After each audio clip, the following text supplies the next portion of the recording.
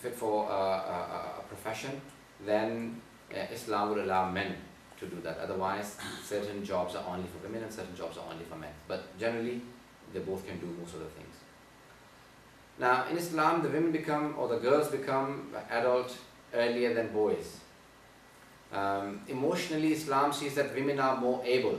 The girls have more abilities and emotionally they are stronger. They understand things and responsibilities earlier than boys do. They become more mature or maturer earlier than the boys. For example, it is 15, the boys become fully mature to perform everything with an obligation, and the girls at the age of 9 and onwards, they can perform their prayers and fastings, and they become mature.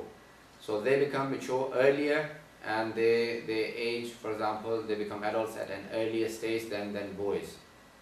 And the Islamic explanation on that is that they are more physically and they become the medical changes and the physical changes in the girls happen earlier than boys. And the other thing is the emotional understanding of the girls. It is earlier than that of the boys. So the girls become mature earlier. Now, the Holy Quran, when talking about certain things, there are issues that the Muslims the Muslim scholars have discussed. One of them is of the judiciary, that they can become qualified scholars, but they cannot become religious leaders in the prayers and as judges, for religious affairs. One, Islam does not have, the prayers in Islam are not like that of, for example, in the Christian, the way they will stand up and do the prayer. In Islam, it is a physical thing. You would stand and you bow down and you go into prostration. The physique of women does not allow that for women to stand in front of men and perform that. Even when they're praying together, they must either stand side by side with distance or stand behind. So the men do not look at their physique, because it is a physical prayer, not just a verbal prayer in Islam. Because of the physique of the women, they cannot stand in front of men. So that's why Islam does not allow women to stand in front of men and the men stand behind her. The only place where men and women are allowed to stand side by side and pray is in the house of Allah, and nowhere else. Only then they can come together and pray together, or they can perform the rituals together. In all other places, there should be some sort of a distance between men and women to perform religious rituals, because of the physique. And not only that, but it's also an emotional thing that Islam believes that there should be, in religious affairs, there should be a segregation where men and women do not think of each other, but they think of only God, and they come out of because most of our sins are connected to our desires and our lust. In some traditions, not only just 50%, but even up to 70%. But some traditions say at least 50% of the sins that we men and women do are connected to the lust and our desires, sexual desires. But many traditions say no, even higher than that. So therefore, Islam believes in segregation in the religious institutions, where men and women should, when praying and when performing acts of worship, they should be separate from each other. So they're not all are like that, but there are many who do not, they're not so religious and they're not so practicing, and they may ignore, the attendance to God. They will not reach to God, but they would reach to and pay attention to the people around them. So these are general rules that I've given you an outline of. I had something else in mind how I wanted to enter this whole argument, but sometimes you prepare something and sometimes things happen that make you go into certain other things. I had said only 10 minutes, and I think my 10 minutes are over probably. Another 5 minutes. Thank you for telling me that. Just the last 5 minutes, and before I take any questions.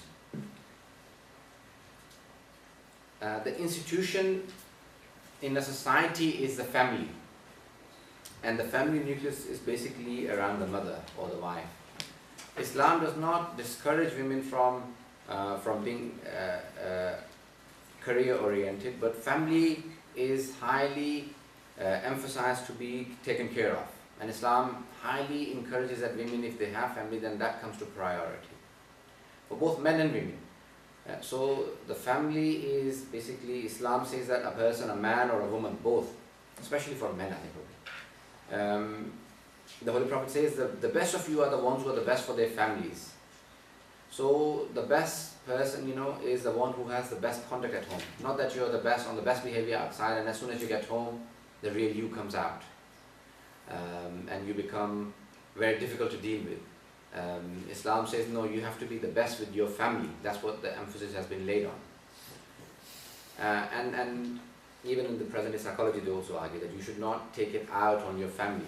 What you face outside, for example, my boss tells me off and I go home and take it out on my wife or children. So the wife tells the older child off, and the older child hits the younger one, and the younger one just breaks a toy to show his or her anger or aggression. If one of them had actually stopped, then this wouldn't have gone on. So Islam basically says that the best of you are the ones who are best with their family. So the family is the nucleus of the society. Islam has come for social justice and social reform. And the social reform and the social justice does not become what it becomes without the help of a family. And the family itself runs around a mother. Therefore, the mother must give the best training, and the wife. There are 3 roles. There are many roles of women, but there are major 3 or 4 roles that a woman has to play: as a daughter, as a wife, as a sister, as a mother. Not so much as a sister, but 3 roles are very important. And the peak of a woman's relationship is with her husband, and therefore she, being the other half, the English use the other half or half of her husband's faith is a woman. The husband, likewise, a man also, but we are not talking about men. They will have these 3 roles or other roles. But these are the 3 major roles that a woman has to play in society. And the best example in history that we see is of Mary, Maryam in the Holy Quran, and Fatima salam alayha. These are the 2 best examples that the Holy Quran says as daughters, as mothers. But Maryam, peace be upon her, salam alayha, because she, according to Islamic history, did not ever get married. So therefore, that ascension of the human characteristics was missing in her life, and therefore Fatima had to come in and live up to be the best wife, to live as an example for all women that how a best wife would be for her husband.